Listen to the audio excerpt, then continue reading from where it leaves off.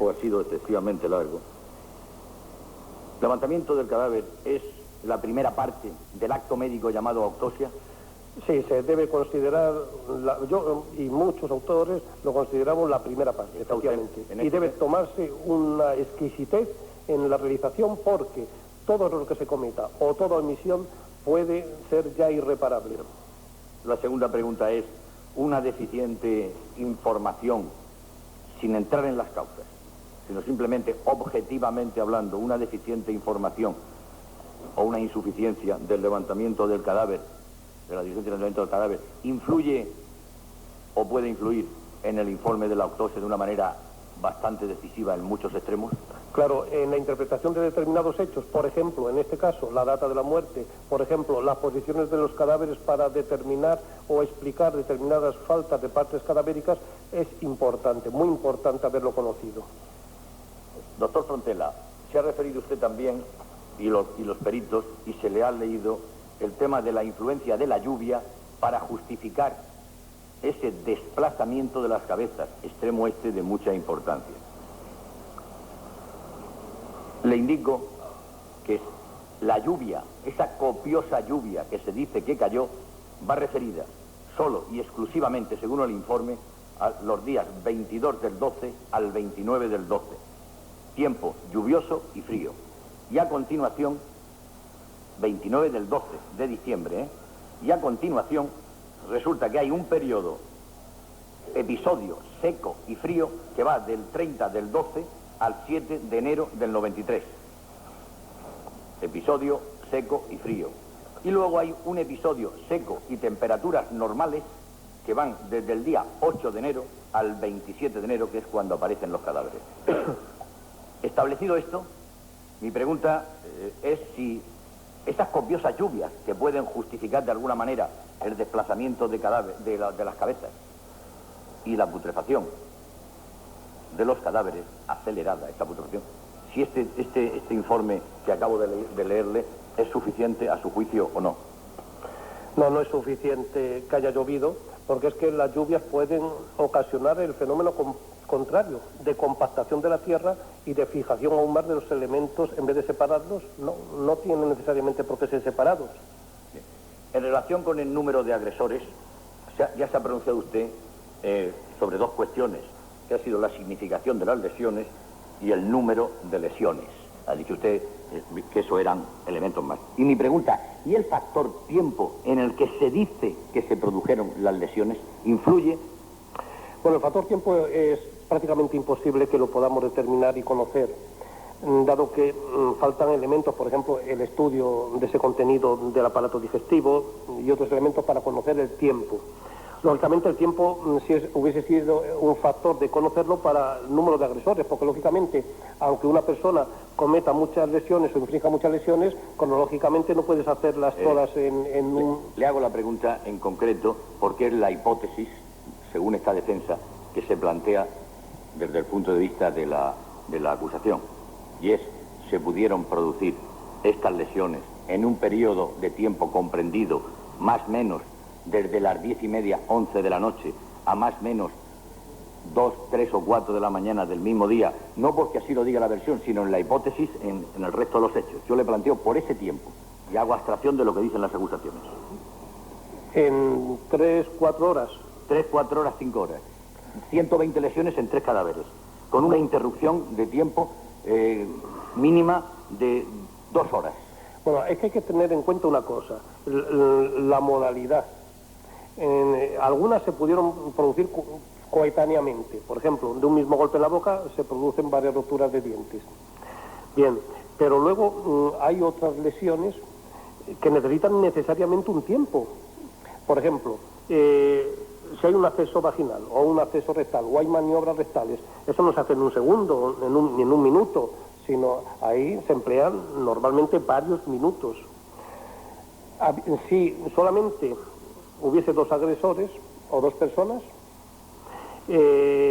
había que ver la secuencia de realización.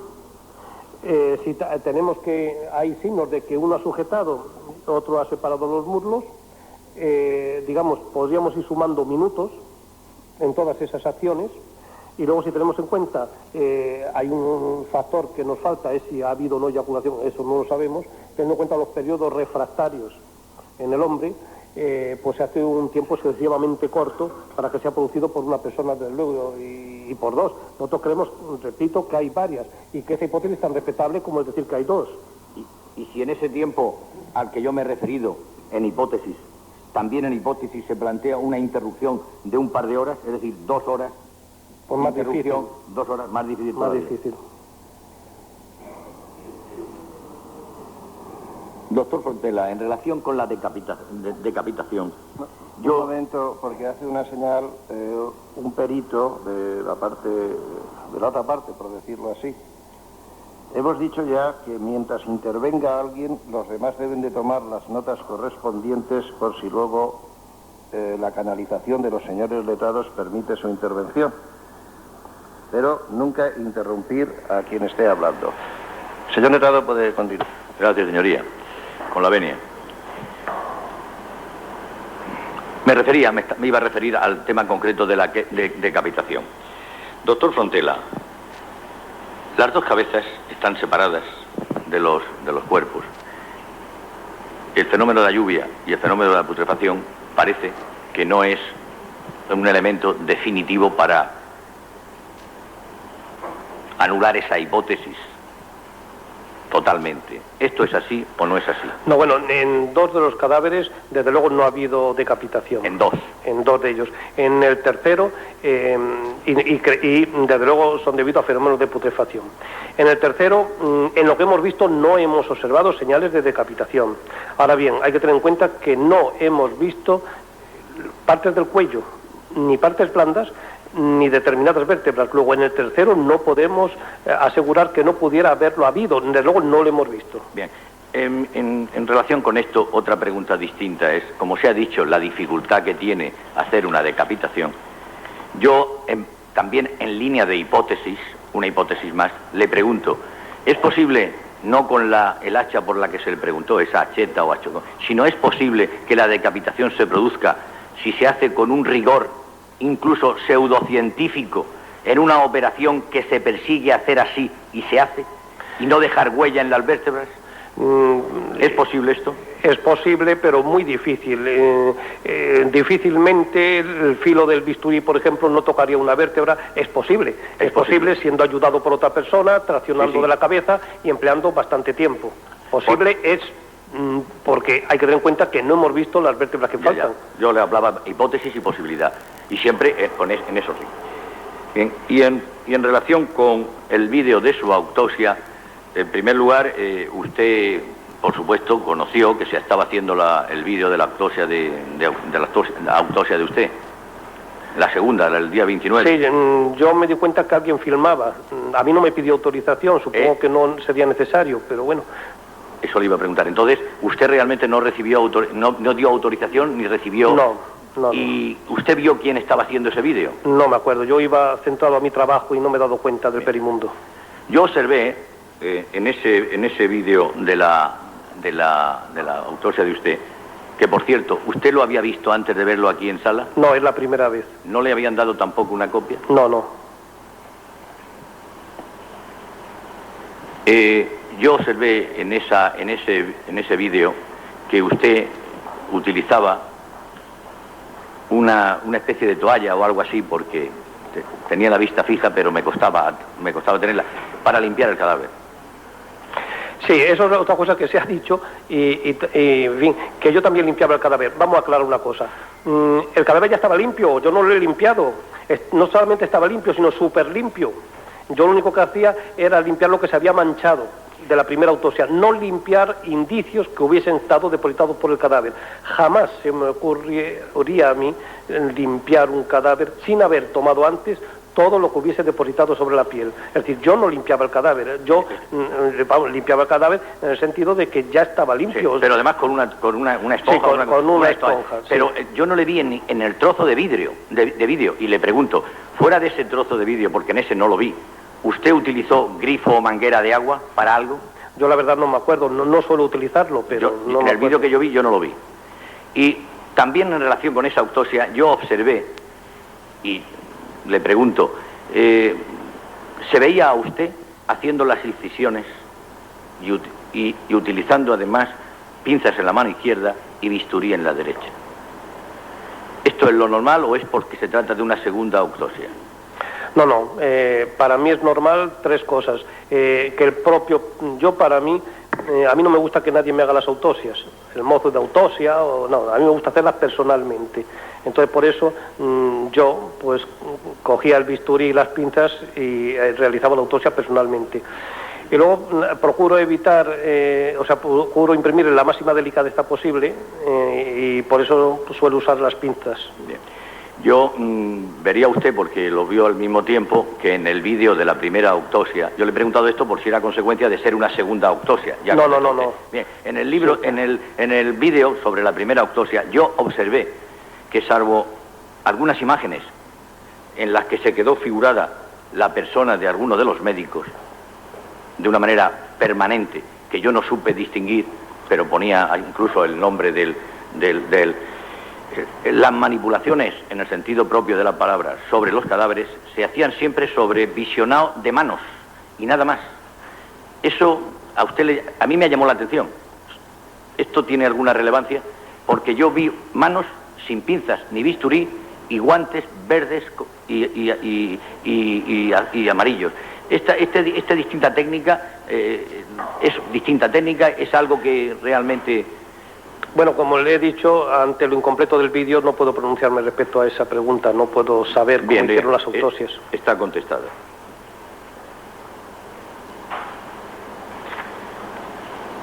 Bien, profesor Fontela, finalmente, usted, después de todo este largo interrogatorio y aclaraciones, sigue pensando que el enterramiento en donde aparecieron los cadáveres pudo ser más o menos, como ha dicho usted, de un mes, más o menos, pero no de más tiempo? Yo lo que digo que con un examen, digamos, indiciario de la fotografía y del vídeo, los tamaños que he visto son compatibles con un mes, más o menos. De todas formas, es un estudio que hay que completarlo y que no es serio sin que se estudien las larvas, sin que se estudien todos los elementos, porque parece ser que hay otro informe del Instituto Nacional de Toxicología en que aporta la existencia de mudas y otras formas larvarias, o de otras formas. Por lo tanto, para precisar, por lo que yo he visto en la fotografía y en el vídeo, desde luego no me coincide o no concuerda las larvas con la data de la muerte, y por lo tanto ahí hay que buscar una explicación a ello.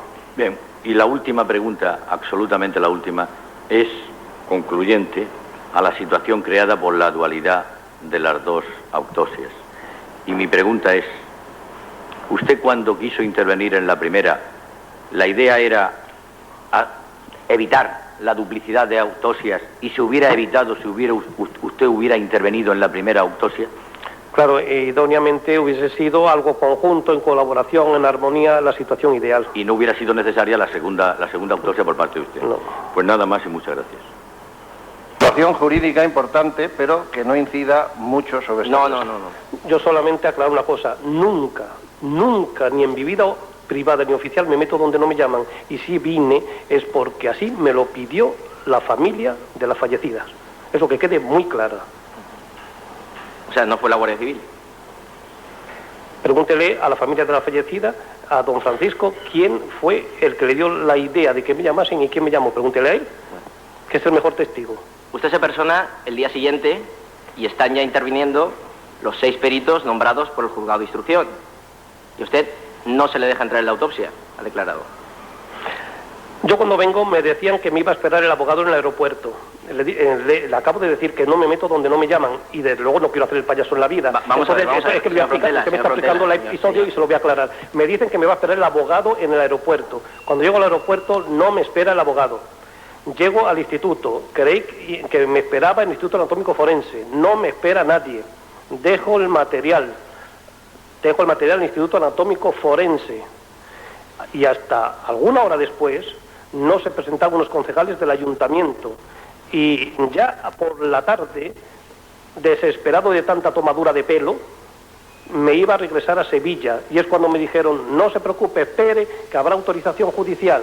Y cuando ya estaba dispuesto a regresar a Sevilla, es cuando dijeron, no se preocupe, mañana a tal hora, o no se preocupe, que habrá autorización judicial, y es cuando ya intervinimos.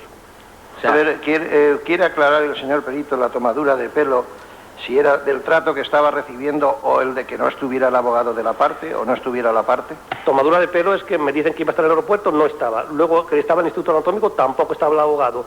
Es decir, de esa descoordinación entre la parte y el perito, entre un perito que había venido porque le habían prometido o le habían indicado que iba a tener la debida autorización judicial o que la tenía, y cuando llegó a Valencia resulta que no tenía nada. Que no hay parte.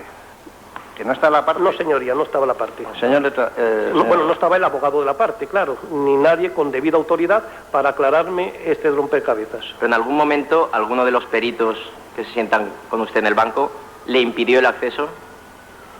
¿A dónde? ¿Le prohibió el acceso a su autopsia? Claro, sí, me la prohibieron. ¿Ellos o la autoridad judicial? Bueno, yo, mire, le he dicho que no me meto donde no me llaman, y si no me invitan a pasar, yo no paso, porque iba a pasar una autopsia a la que yo no estaba debidamente autorizado. Dejé mi instrumental a la puerta, depositado en el Instituto Anatómico Forense y nada más. Vale. Cuando usted se lleva las ropas... No me llevo las ropas. Perdone, déjeme acabar la pregunta. Cuando usted se lleva las ropas, ¿tiene usted autorización judicial? Cuando yo me llevo las ropas estaba el juez y estaban todos los peritos, y delante de ellos, y autorización de palabra sí. Yo creí que la palabra valía mucho en la vida. ¿Del juez de instrucción? Sí, señor, también del juez de instrucción. Tenía la palabra, estaba delante. ¿Me llevo la ropa? Sí, sí. Ah, lo digo.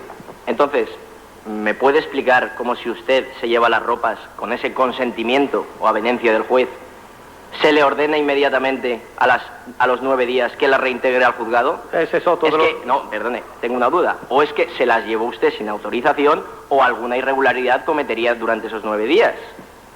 La irregularidad que cometí era secarlas para que no se destruyesen las manchas. Fíjese qué irregularidad. Eso es un misterio de las múltiples ofensas que yo he recibido. Entonces, el juez de aquí, desde Alcira, tiene conocimiento que usted en Sevilla está secando las ropas. Estaba presente cuando dije que iba a llevar las ropas para efectuar el estudio, y eran 3 enormes bolsas, y pasé por la puerta del Instituto Anatómico Forense con ellas, con el profesor don Luis Montes, que también puede dar fe de ello. Y además tengo otros testigos, como son mi secretaria y otras personas que estaban allí presentes. Me refiero que estaba el juez.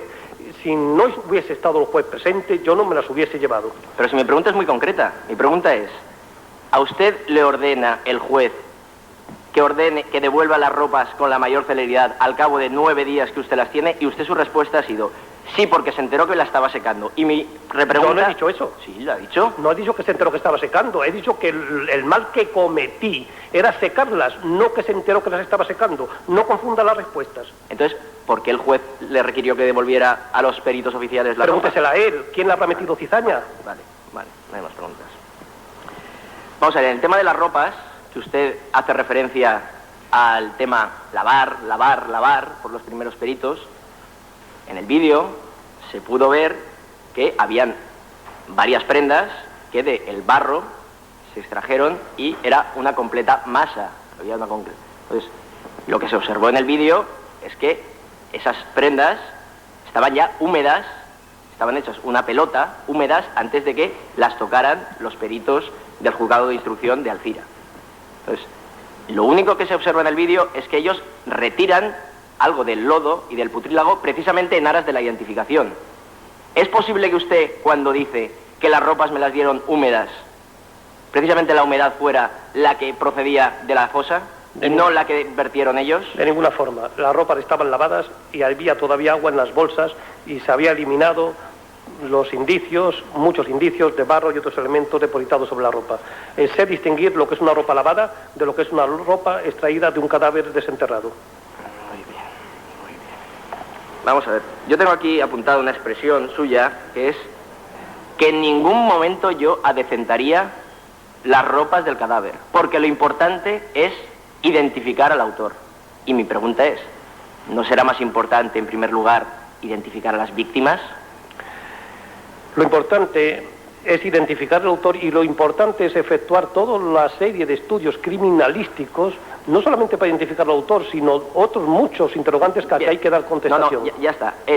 Lo importante es identificar al autor. O sea, si nos encontramos con 3 cadáveres en estado de putrefacción, envueltos en barro, que no hay ningún tipo de indicio, si se adecentan las ropas para identificar quiénes son los posibles cadáveres, a qué identidad corresponden, para enseñárselos a los familiares, ¿es más importante dejar las ropas intactas para identificar un posible autor antes que la víctima? Mire usted, es compatible una cosa con la otra, pero nunca lavarla. Se coge un cuchillito, una espátula, se raspa el barro, se guarda en bolsas y se ve la ropa sin lavarla, y permite identificar la ropa, identificar al autor si usted quiere, y además estudiar los indicios de interés criminalístico, sin lavarlas. Vamos a entrar en el tema del doble enterramiento, que usted nos sorprendió el otro día. Usted hizo referencia en su declaración a la fotografía número 8 del folio 1347 vuelto, en la que aparece la larva con el indicador. ¿Es que no estaban esas fotografías en el sumario antes de la sesión de antes de ayer? ¿No estaban en el momento, en agosto del 94, que usted elabora el informe que presenta y que es objeto hoy de aclaración? Sí, estaban. ¿Y entonces por qué no hizo referencia a ello? Llevaba 2 o 3 años pidiendo copias de fotografías, copias de vídeos, para estudiarlo detenidamente. En todo momento se me negó. Y además, pedí el vídeo, que nunca ha estado en mis manos, y hasta que no pude ver el vídeo hace 2 o 3 días, no pude comprobar otros detalles que me han permitido afirmar esto. Entonces, pero las fotografías estaban y usted no hace ni la más mínima referencia. Pero mire, hay que ser serios. Con una visualización rápida de unas fotografías, no, hay que tenerlas para estudiarlas. Vale. En referencia al vídeo, usted acaba el visionado del vídeo y no dice nada. Lo único que dice es que hay poco trozo de la autopsia. Bueno, no, déjeme acabar. No dice nada. A preguntas del Ministerio Fiscal, no dice nada del tema de las larvas. Y resulta que es a preguntas de la acusación particular cuando plantea ese tema del doble enterramiento, fundamentado en unas fotos que obraban en el sumario desde el año 1993. Y en el vídeo. Ah, y en el vídeo. Pero usted, cuando acaba el vídeo, no hace ninguna referencia, ni al Ministerio Fiscal le apunta que vio unas larvas. Usted se olvida de otros aspectos importantes. A lo largo del debate se van esclareciendo detalles que no sabía. Por ejemplo, algo que pedí insistentemente a las partes desde hace varios años: el levantamiento del cadáver. Detalle de ello.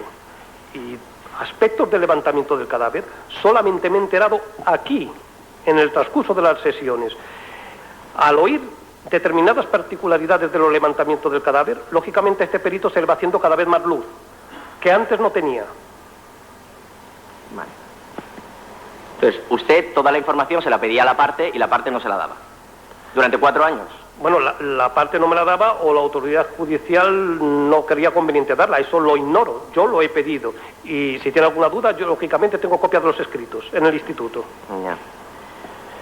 Otra cuestión que también me llama la atención es que aparece aquí un informe del Instituto Nacional de Toxicología de 4 de marzo del año 1993.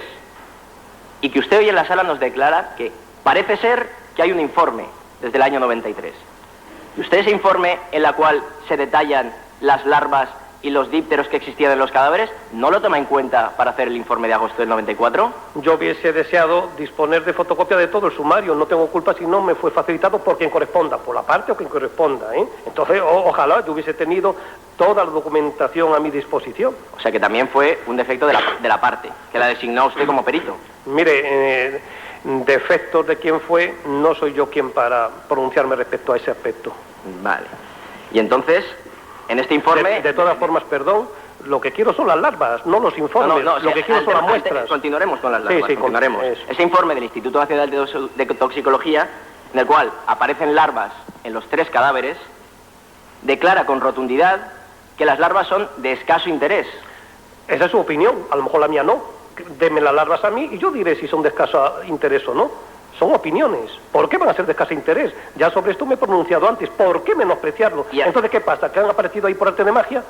En algún momento el insecto habrá puesto esas larvas. ¿De qué son? ¿De lepidópteros, coleópteros, insectos? ¿De qué son? ¿Pero por qué de escaso interés? En razón, entonces, el instituto... Yo, como usted conoce el informe, ¿qué argumento científico aporta para rechazar y que decir que son de escaso interés? ¿Qué argumento? Y yo le puedo dar mi opinión. Cuando el Instituto Nacional de Toxicología le remite un montón de muestras, usted declaró ayer que en ninguna muestra había larvas. Limpias totalmente. A mí también me extraña todo eso. ¿Qué limpieza? Ya. Por todos los lados. Y usted declaró a la tesis de la acusación popular que la vía de entrada de las larvas no podía haber sido el brazo del cadáver que existía, o que podía haber sido. Eso es una vía más de entrada, pero desde luego no son, en caso de enterramiento, ningún buzo para llegar al tercer cadáver. Ah, no son ningún buzo para llegar... Claro, si estaba el primer cadáver, el segundo cadáver y luego separado del tercer cadáver, ¿cómo entra la larva? Hasta allí. No, y las larvas aparecieron en los 3 cadáveres. Me extrañaba, y aun suponiendo que fuese el brazo, habría eso. ¿Cómo se explica que... Luego ya admite usted que entrando por esa vía, al segundo cadáver pudiera llegar la larva. Es que no, yo no he dicho que pudiera llegar al segundo cadáver. Yo he dicho que a mí me extraña que estas larvas sean buzos, nada más. No. Ya admite que al segundo podía llegar. No, yo no he dicho del segundo, sino estoy hablando del tercero de imposibilidad. Al segundo más difícil. Dígame con detalle cómo estaban los cadáveres. Dígame eso primero, acláreseme eso primero y luego de pronunciarme respecto a la entrada de larvas y respecto a esos aspectos. Yo no me puedo pronunciar porque son elucubraciones mientras no sepamos exactamente en qué, ni siquiera en qué posición estaban los cuerpos. Ya le he dicho que sea concreto, que mis preguntas son concretas. Pues muy concreto. Ahora yo le pregunto. No, el que pregunta soy yo. Las contestaciones las tiene que hacer el señor perito. Entonces, respecto a ese tercer cadáver, era imposible el que llegaran las larvas allí, o los gusanos, según su tesis. Sí. Bueno, entonces, ¿cómo es que usted, cuando declara aquí, el día 4 de junio, en su declaración, señala